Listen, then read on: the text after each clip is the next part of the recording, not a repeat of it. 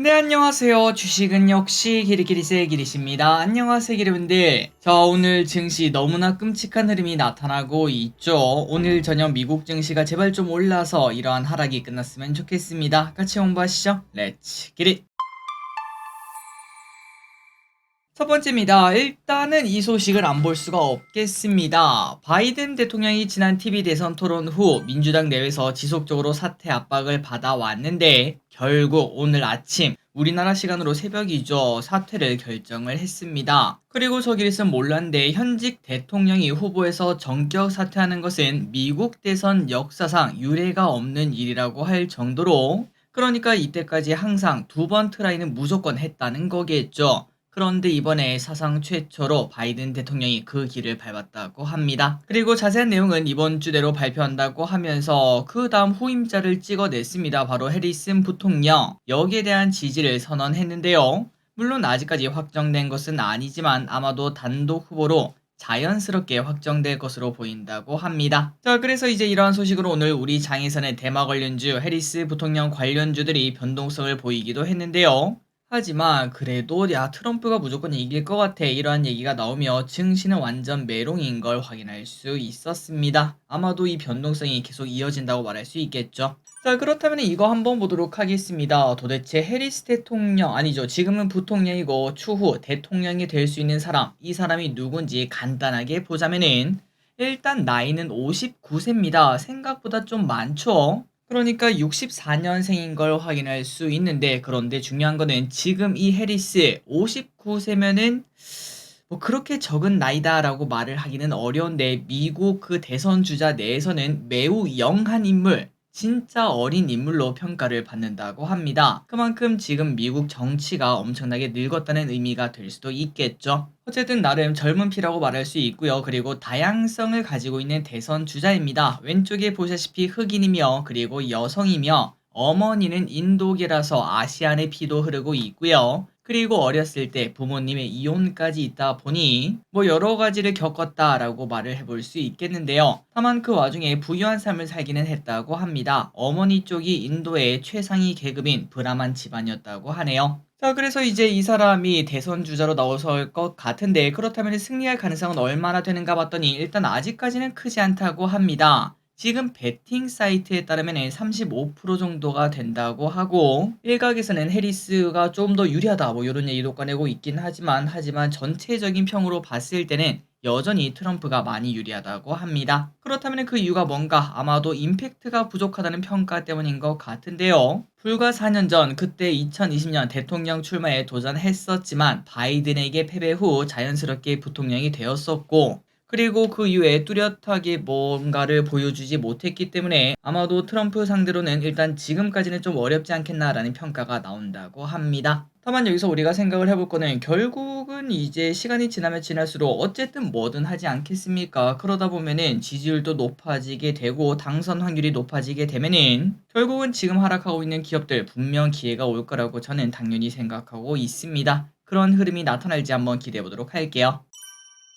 다음입니다. 52주 신고가 기업을 보도록 하겠습니다. 첫 번째는 바로 우리바이오라는 기업인데요. 자, 이 기업은 마리아나 관련주입니다. 그나저나 마리화나면은 그 마약 아니요, 우리나라에서 갑자기 이게 왜 오르는가 봤더니 바로 해리스 대통령, 아니 부통령 관련주라고 하네요. 과거에 이 사람이 대마에 대해 긍정적인 이야기를 했다는 소식이 나오며 미국 대선 관련주로 자리를 잡은 모습입니다. 자, 참고로 과거 2020년 그때 우리바이오가 급등한 적이 있었습니다. 2020년 말이었는데 그때 코로나 때 510원이었던 우리바이오가 1100원까지 올라간 적이 있었죠. 그리고 그때는 왜 올랐나 봤더니 바로 코로나 관련주로 그렇게 급등을 했다고 합니다. 그리고 이번에는 해리스 관련주로 벌써 한 50% 정도 상승을 했는데 어디까지 올라갈지 조금 더 지켜보도록 하고, 다만 우리가 여기서 생각을 해야 될 거는 대선 결과가 나올 때쯤은 이미 늦은 거 아시죠? 항상 그 결과 한 달에서 두 달 전에 고점을 칠 가능성이 높기 때문에 움직일 거면은 더 빨리, 남들보다 더 빨리 움직여야 된다는 걸 잊지 마시면 좋을 것 같습니다. 다음입니다. 52주 신고가 두 번째 기업은 바로 현대에버다임입니다. 오크라 재건주죠.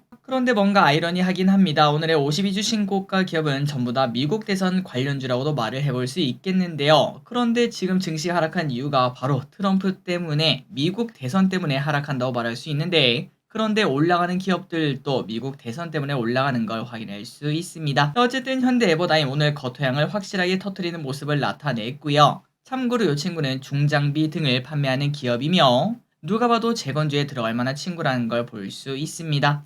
그리고 이 친구 실적도 부족하진 않기 때문에 투자가 꺼려지는 그러한 기업은 아니라고 말을 해볼 수 있겠네요. 과연 어디까지 올라갈지 한번 보도록 하고, 단 이 친구도 똑같습니다. 실제로 평화선언 등 휴전 이야기가 나올 때쯤에는 그때는 오히려 급락의 시기다 보니 항상 이런 거를 건들지 않을 거면 아예 건들지 말고, 건들 거면은 먼저 남들보다 가장 먼저 움직여야 된다는 걸 잊지 마시기 바랍니다. 다음입니다. 리포트가 나오는 기업도 있습니다. 바로 HD 현대건설기계라는 기업인데요. 이 친구도 종전 관련주죠. 그나저나 종전 관련주가 오른 이유가 뭘까요? 아마도 다들 아시겠지만 트럼프의 지지율이 우세를 보이면서 우크라 전쟁의 종전 소식도 이어지고 있는 모습입니다. 아무래도 트럼프가 전쟁을 끝내겠다라고 말했던 게 유효한 것 같죠.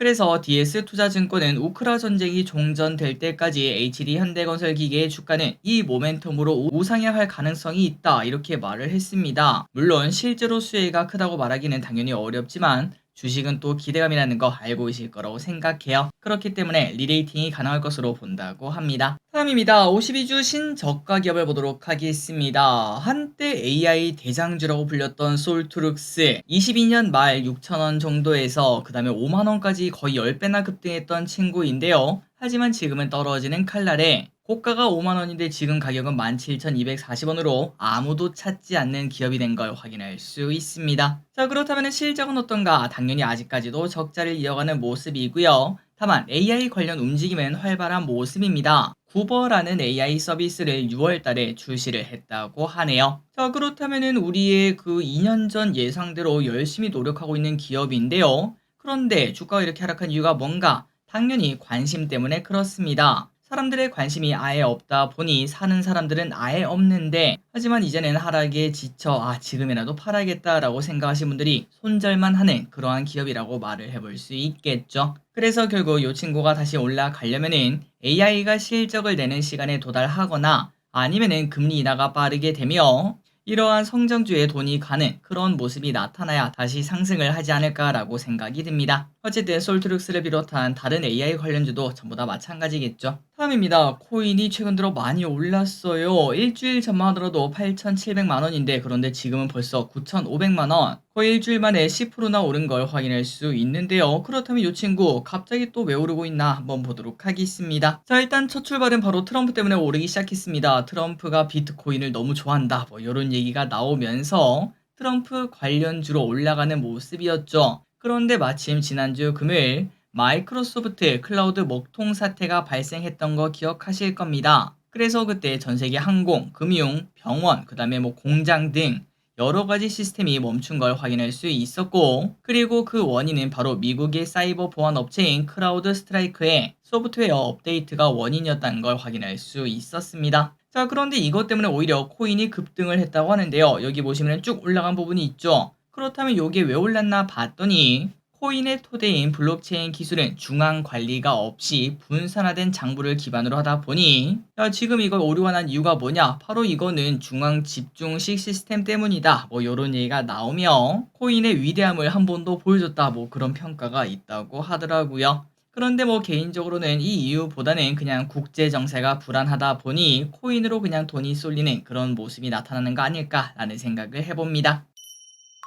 다음입니다. 한국가스공사 리포트가 하나 나왔습니다. 보도록 할게요. 최근 대왕고래 관련주가 바닥을 다지는 모습을 보여주고 있는데요. 이 와중에 한국가스공사는 하이투자증권이 봤을 때 대왕고래 프로젝트 참여 가능성이 높다고 언급을 했습니다. 또한 한국가스공사의 배당 가능성도 존재한다고 하는데요. 최근 도시가스 요금을 올린 바 있기에 실적도 좋아질 것으로 보인다고 하네요. 저 개인적으로 대왕고래가 겨울이 오기 전 딱 가을쯤까지 초전도체처럼 한번 상승을 해줄지 않을까라는 생각을 하고 있는데 과연 이게 그냥 저 혼자만의 생각일지 한번 지켜보도록 하겠습니다. 다음입니다. 제네시스 최대 판매량 기록 중. 자, 현대차 기아만 잘 나간 줄 알았는데 아니네요. 제네시스도 잘 나가고 있습니다. 고급화 전략도 통한다는 소리겠죠. 올해 상반기 제네시스 GV80의 판매 대수는 3.8만 대로 작년 상반기 대비 무려 40%나 증가했고요. 그리고 국내에서는 2.3만 대, 국외에서는 1.4만 대로 우리나라에서만 판매되는 게 아니라 국외에서도 활발히 판매가 되는 걸 확인할 수 있습니다. 이 정도 추세면은 한 몇 년 안에 우리나라보다 해외에서 더 많이 팔리는 브랜드가 될 것 같아요. 그리고 해외 판매량 대부분이 미국이라고 하는데요. 미국에서 인정받고 있다는 것은 향후 판매량 증가 가능성도 긍정적이라고 말할 수 있겠습니다. 다음입니다. 디카. 요즘 디카가 없어서 못 판다. 자, 아마도 기르분들 집, 그 다음에 뭐 부모님 집에 가면은 옛날에 우리가 쓰다가 지금 이제 아예 안 쓰는 디카 한두 개는 있으실 것 같아요.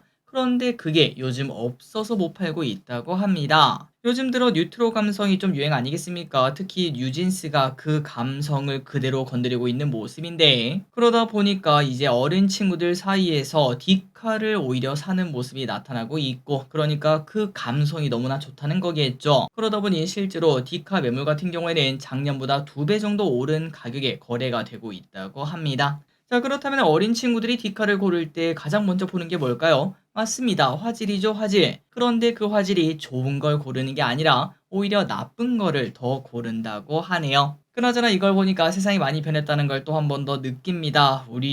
저 어렸을 때는 32화음, 64화음 뭐 그런 폰을 가지고 있었거든요. 그런데 지금은 이제 그런 것들은 전혀 신경 쓰지 않는 세상이 되었고, 이제는 그 시절이 감성이라는 단어가 된 걸 확인할 수 있습니다. 시간이 진짜 많이 흐르긴 했고, 그리고 이런 생각을 할 때마다 느끼는 건 딱 그겁니다. 지금부터 20년 뒤는 과연 어떤 세상이 펼쳐져 있을까? 우리가 지금 생각해도 아까 말씀드렸다시피 20년 전, 저 기리시 몇 살이죠? 15살? 그때가 딱 이때네요. 이제 뭐 64화음 넘어서 카메라 뭐 200만 화소, 300만 화소, 그런 것들이 장착된 이제 핸드폰이 나올 텐데, 그런데 지금은 스마트폰으로 뭐든지 할 수 있는 세상이 되었고, 과연 20년 뒤에는 스마트폰으로 뭘 하고 있을지 아마 스마트폰이라는 게 없을 수도 있을 것 같습니다. 지금 우리가 상상하기는 어렵겠지만 뭐 새로운 기기 아니면 뭐 홀로그램이라든지 뭐 여러 가지 기술이 발전되어 지금으로서는 상상하기 어려운 그러한 세상이 20년 뒤에는 또 있을 것 같습니다. 그렇다면 그때까지 주식도 뭐 텐베거가 한 몇천 개는 더 나오겠죠. 그 중에 한 세네 개만 먹어도 부자 될 수 있을 것 같습니다. 열심히 공부하도록 할게요. 다음입니다. 자, 엔터주가 상태가 좋지 않은데요. 그런데 오늘 YG 엔터가 조금 오르는 모습이 나타나 한번 보도록 하겠습니다. 자, YG 엔터는 작년 연말 간판 스타인 블랙핑크가 팀으로만 계약을 맺고 독자 활동을 시작하며 부진한 실적을 보여주고 있습니다. 불핑 빠지니까 진짜 이빨 없는 호랑이가 된 거죠. 한국투자증권에 따르면 2분기 매출액은 전년 동기 대비 29%나 감소하고 영업이익은 88%나 줄어들 것으로 추정된다고 하는데요. 그런데 이 와중에 호재 소식 하나 꺼냈습니다. YG에서 일단 내년에 완전체로 블랙핑크를 돌아오게 만들겠다라고 말을 했고, 그리고 투애니원, 야 진짜 추억 속의 이름인데 투애니원과 협업도 공식 발표했다고 하네요. 데뷔 15주년을 기념해 10월 초부터 콘서트를 시작한다고 합니다.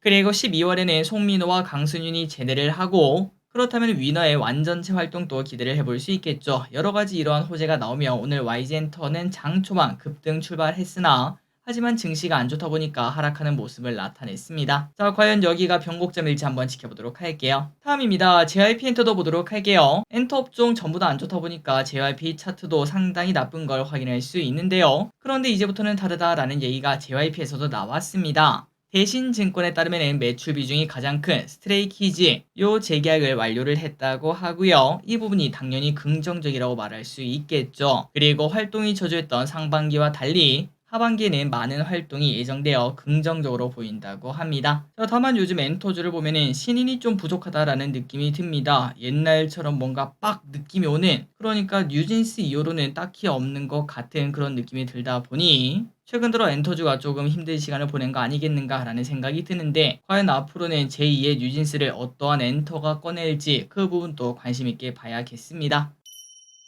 다음입니다. 해외여행 수요 활발. 자, 여러분들 여름 휴가 계획 슬슬 짜고 계신가요? 국토부에서 조사한 내용에 따르면 하계 휴가 예정 비율은 국내 여행이 76%, 해외가 23%, 4명 중에 3명은 국내를 선택한 걸 확인할 수 있는데요. 하지만 해외여행이 작년에 대비 많이 늘어난 수치라고 합니다. 6%나 늘었다고 해요. 그렇다면 해외여행을 가는 사람들한테 왜 해외여행을 선택하셨나요? 라고 물어봤더니 첫 번째는 뭐 당연히 이번에 뭐 일본 한번 가보고 싶었어요. 아니면은 뭐 다낭 한번 가보고 싶었어요. 이러한 답변을 한 걸 확인할 수 있는데, 그런데 두 번째는 조금 놀랍게도 내가 한국에서 놀러 가는 거랑 해외 가는 거랑 비용이 별 차이가 없는 것 같아요. 이러한 응답이 2등을 차지를 했다고 합니다. 실제로 그렇습니다. 저렴한 해외 여행지는 국내 여행이랑 큰 차이가 없기도 하죠. 물론 그 안을 조금 찾아보면은 국내 여행 같은 경우에는 조금은 좋은 것들을 선택하는 경우가 있고, 해외 여행 같은 경우는 우리가 가장 먼저 보는 게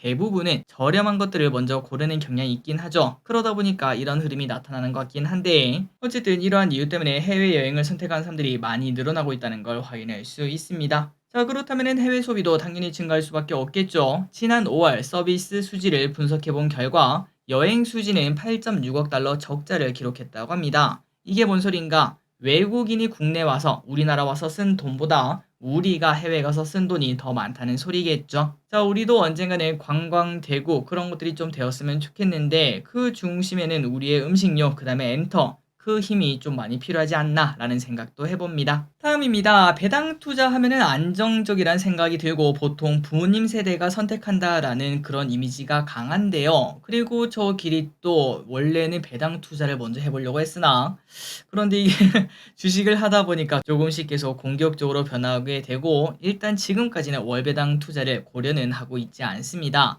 하지만 저 기린만 이렇고 분위기는 최근 들어 많이 바뀌고 있다고 하는데요. 요즘 들어서는 2040의 관심이 단타 그쪽으로 몰리는 게 아니라 월배당 ETF 이쪽에 몰리고 있다는 소식입니다. 그렇다면 젊은 층이 갑자기 월배당을 찾는 이유가 뭔가? SNS에서 월 분배금 투자 사례가 유행했기 때문이라고 하는데요. 실제로 국내 월배당 ETF에 투자 중인 사람들의 71%가 40대 이하의 나이라고 합니다. 그러니까 우리가 생각했을 때는 월배당은 보통 한 50대 이상이 선택할 거다라는 생각이 들지만, 그런데 까고 봤더니 대부분이 40대 이하라는 거겠죠. 그리고 관심이 높다 보니까 당연히 투자한 사람들도 많이 늘어났습니다. 22년 말, 2년 전만 하더라도 1.1조 수준이었던 월배당 ETF는 그런데 지금 11조 3조로 10배나 뛴 걸 확인할 수 있죠. 그래서 이렇게 많이 관심을 받다 보니 월배당 ETF도 원래는 19개밖에 없었는데 무려 67개까지 늘어난 상황이라고 합니다. 아마도 지금 이걸 들으시는 길분들도 월배당 ETF 많은 관심이 있으실 것 같네요. 마지막 소식입니다. 자율주행 레벨 4 플러스 내년에 나온다.